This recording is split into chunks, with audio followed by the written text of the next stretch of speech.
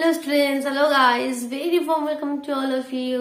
কেমন আছো সকলে? আশা করি খুব ভালো রয়েছো। তো দেখো, আজকে আমরা ইটের ব্যবহার জানবো। প্রোনাউন ইট এর কি কি ব্যবহার আছে সেগুলো নিয়ে আলোচনা করব। ইন জেনারেলি আমরা কি জানি কি ইট মানে কি নির্জীব বস্তুর ক্ষেত্রে আমরা ব্যবহার করি, that means non living things, যাদের প্রাণ নেই। It is a pen, it is a box, এটাই আমরা সাধারণত জানি। বাট আজকে আমরা ইটের এটি ছাড়াও আরো 6টি ব্যবহার, দ্যাট মিনস টোটাল 7টি ব্যবহার নিয়ে আজকে আমরা আলোচনা করব। তো চলো আমরা তাহলে এক এক করে ডিটেলসে জেনে নিই। তো দেখো, এখানে আমি প্রথমটা লিখে দিয়েছি, যেটা আমি বললাম এখনই কি নন লিভিং থিংস এর ক্ষেত্রে, যেমন ইট ইজ আ পেন। তো পেন এমন একটা জিনিস কি যার কোনো প্রাণ নেই। তো it is a pen, here is your book, please take it. তো বই এমন একটা জিনিস যাদের প্রাণ নেই। তো in general non living things এর ক্ষেত্রে। বাট এখানে আমরা ইট ইজ আ পেন এর জায়গায় আমরা কিন্তু দিস ইজ আ পেনও লিখতে পারি।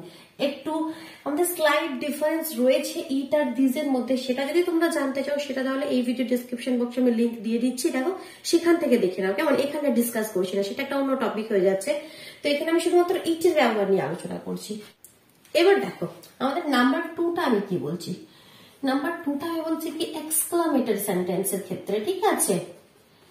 এক্সক্লামেটরি সেন্টেন্সের ক্ষেত্রে আমরা কি করি, এই ইটের ব্যবহার আমরা করে থাকি। কিভাবে? এক্সক্লামেটরি সেন্টেন্স মানে কি বিস্ময় সূচক বাক্য। What a beautiful house it is, আমরা বলি না? তো এখানে দেখো, what a beautiful house, what a beautiful house it is. তো এখানে আমরা একটা এরকম দিতে হয় বিস্ময় সূচক বাক্য, আমরা এরকম একটা সাইন দিই, তোমরা জানো। তো এখানে আমরা কি করেছি, দেখো ইটের ব্যবহার করেছি। What a beautiful house it is, অথবা what a large box it is. কোনো কিছু দেখে যখন আমরা আশ্চর্য হই তখনই তো আমরা এরকম ভাবে কথা বলি, হোয়াট আ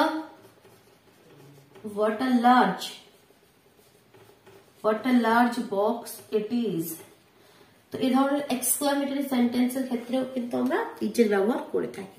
নেক্সট নাম্বার 3তে আমি যেটা বলছি, দেখো এবার এর ব্যবহারটা, ইটের ব্যবহারটা যে কোনো ডেট, সিজন, টাইম, ডে এগুলোর ক্ষেত্রেও আমরা করি, ঠিক আছে? যে কোনো ডেট লেখার আগে ডেট, সিজন, টাইম, আমাদের ডে যে কোনো দিন, এক্ষেত্রে আমরা করে থাকি ইটের ব্যবহার।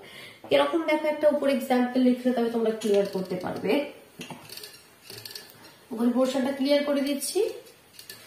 তো দেখো, ফর এক্সাম্পল আমরা লিখতে পারি কি, it is my birthday today.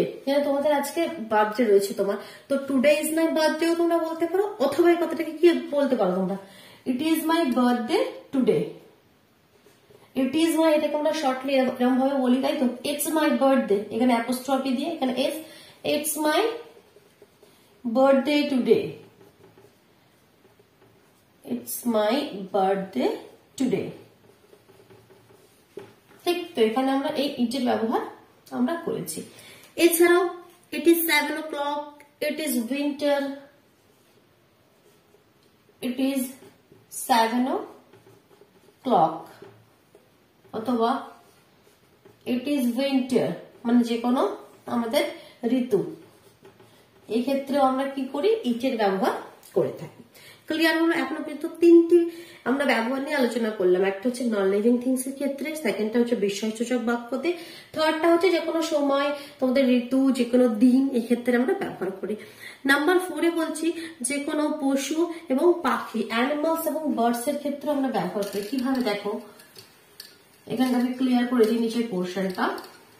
Number 4, তো দেখো এখানে আমি বলছি যে কোনো অ্যানিমালস এন্ড বার্ডস এর ক্ষেত্রে, আমরা কি করি, ইটের ব্যবহার করি। For example, he has a dog, it is very cute. আমরা বলে থাকি তো, he has a dog, it is very cute. তখন আমরা তো হি ইজ ভেরি কিউট বা শি ইজ বলি না, তখন আমরা কি বলি, ইট ইজ ভেরি কিউট। তো সেরকম ভাবে কোনো বার্ডস এর ক্ষেত্রে, the crow felt thirsty, the crow felt thirsty, the crow felt thirsty, it searched for waters, it searched for water. সেই স্টোরি থেকে একটা লাইন তুলে লিখলাম। সেই কাকের স্টোরি জানো তো, মনে আছে ফ্লোরের স্টোরি, যে ওই জলের জন্য ঘুরছিল, তারপর ওই ঘোড়ার মধ্যে যে আমাদের ঢিল ফেলে ফেলে ফেলে ফেলে জলটা উপরে এলো, তারপর সেটা সে খেলো। তো সেটাই, দ্য ক্রো ফেল থ্রাস্টি, যে আমাদের কাকটি ছিল সেটা খুব তৃষ্ণার্ত ছিল। ইট সার্চ ফর ওয়াটার, সে জলের খোঁজ করছিল। ইট সার্চ ফর ওয়াটার। তো দেখো এখানে একটা আমরা ইটের ব্যবহার করে দিলাম। তো আমাদের অলরেডি 4টে আমরা শিখে ফেললাম। চলো আরো 3টে এখন আমাদের বাকি রয়েছে। তো নেক্সট আমি যেটা লিখবো নাম্বার 5-এ, যখন মেল ফিমেলের অন্তর না করে আমরা কোনো কিছু কথা বলবো, মানে কি সে কি মেয়ে বা ছেলে এরকম কিছু বলছি না, কোনো বাচ্চা, আমি বলছি কি বাচ্চা, এখানে একটা শিশু, সেখানে আমি এটা উল্লেখ করছি না কি সে মেয়ে বা ছেলে। তো এরকম কিছু আমরা ইটের ব্যবহার করি। তো আমি নাম্বার হেডিং হিসাবে আমি কি লিখতে পারি, মেল ফিমেলের অন্তর না করে, মেল ফিমেলের অন্তর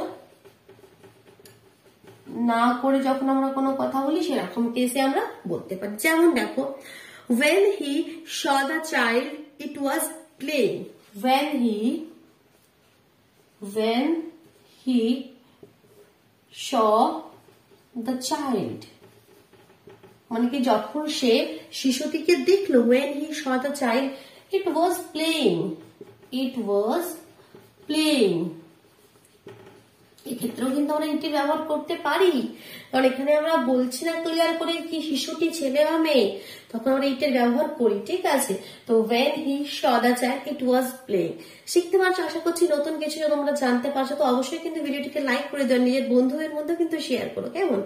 তো দেখো আরেকটা এক্সাম্পল যদি আমি বলি কি, the baby has spoiled its dress, the baby।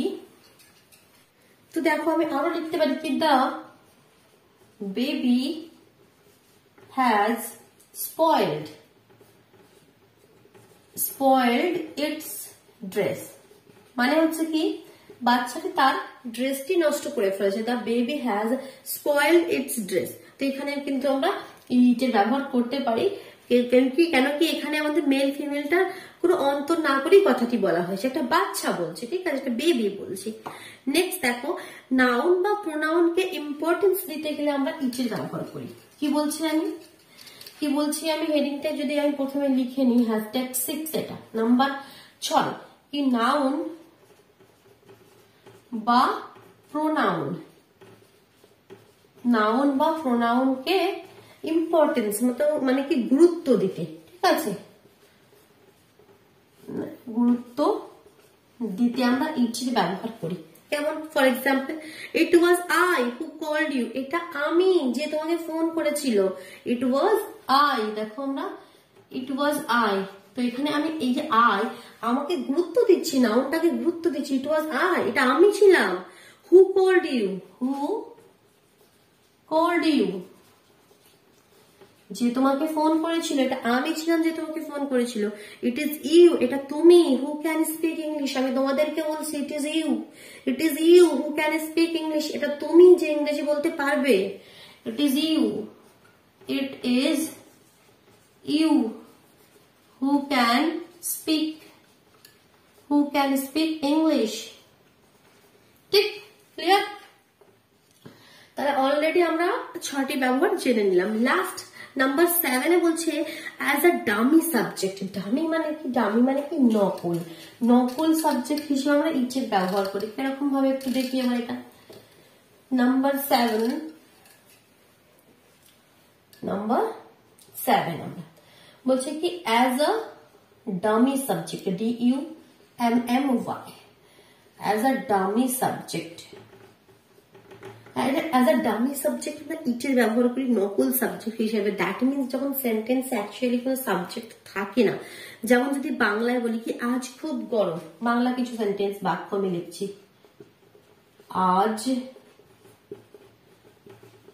আজ খুব গরম, অথবা গতকাল রাতে প্রবল বৃষ্টি হচ্ছিল, অথবা গতকাল রাতে প্রবল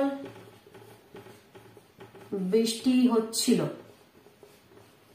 ঠিক আছে। অথবা আরো একটা সেন্টেন্স আমি লিখছি কি এখন দেরি হয়ে যাচ্ছে,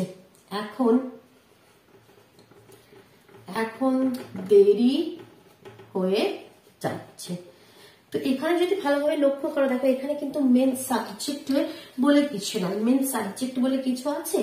তো এখানে আমরা ডামি নকল সাবজেক্ট হিসাবে ইটের ব্যবহার করি। যেমন এবার এগুলো যদি ইংলিশে আমরা ট্রান্সফার করি, সেন্টেন্স গুলোকে কি হবে ইংলিশে ট্রান্সফর্ম করলে, it is very hot day, আমরা কি লিখবো? It is very hot day, তাই তো লিখবো আমরা। নেক্সটটা, it was raining heavily last night. It was, এটা পাস্ট টেন্সের কথা বলছি না, গতকাল রাতে প্রবল বৃষ্টি হচ্ছিল। It was raining heavily, it was raining heavily last night, গতকাল রাতে, লাস্ট নাইট, লাস্ট নাইট। এবার নেক্সট কি বলছে, এখন দেরি হয়ে যাচ্ছে, it's getting late now, it's getting late now, it's getting late now, এখন দেরি হয়ে যাচ্ছে। তো দেখো dummy, as a dummy subject আমরা ইটের ব্যবহার করে ফেললাম। তো ক্লিয়ার হলো, 7টি ইউজেস নিয়ে আমরা আলোচনা করলাম। ক্লিয়ার হলো সব সুন্দরভাবে। আর তোমরা প্র্যাকটিস করছো তো একটা জিনিস শিখে কিন্তু বন্ধ করে রাখলে কিন্তু আবার ভুলে যাবে, তুমি সব কনসেপ্ট ভুলে গেছো। মাঝে মাঝে প্রতি সপ্তাহে আমি বলেছি সানডেতে সমস্ত জিনিস প্র্যাকটিস করবে একটু একটু করে, কেমন? তো ভিডিওটি যদি ভালো লেগে থাকে অবশ্যই লাইক করে দিও, নিজের বন্ধুদের মধ্যে শেয়ার করে দেওয়া, যদি চ্যানেলে নতুন হয়ে থাকে চ্যানেলটি সাবস্ক্রাইব করে বেল আইকনটি প্রেস করে নিও, কেমন? তবেই তোমরা ঠিক সময় মতো নোটিফিকেশন গুলো কিন্তু পেয়ে যাবে। আর ইংলিশ গ্রামার রিলেটেড কোনো যদি তোমাদের প্রশ্ন থাকে, কোনো ভিডিও দেখতে চাও, তো তোমরা চ্যানেলে ভিজিট করে এক এক করে চেক করবে না, চ্যানেলে ভিজিট করে প্লে লিস্টে চলে যাবে, সেখানে ইংলিশ গ্রামার বলে প্লে লিস্ট আছে, তার মধ্যেই শুধুমাত্র ইংলিশ গ্রামারের ভিডিও আছে, সেগুলো চেক করো। না হলে কি নবম শ্রেণীর গণিত আছে, দশম শ্রেণীর গণিত আছে, ইম্পর্টেন্ট কোয়েশ্চেন আছে, তো সবকিছু মিলিয়ে তোমরা খুঁজে উঠতে পারবে না সেগুলো। তো যার জন্য আমি বলি, বারবার বলছি, যখন ইংলিশ গ্রামারে তোমাদের চাই প্লে লিস্ট চেক করো, ম্যাথস এর চাই প্লে লিস্ট চেক করো, কারণ প্লে লিস্টে সব আলাদা আলাদা করে সেখানে লিস্ট বানানো আছে, তো সেগুলো দেখলে তোমরা ইজিলি পেয়ে যাবে, কেমন? তো আজকের মতন টাটা।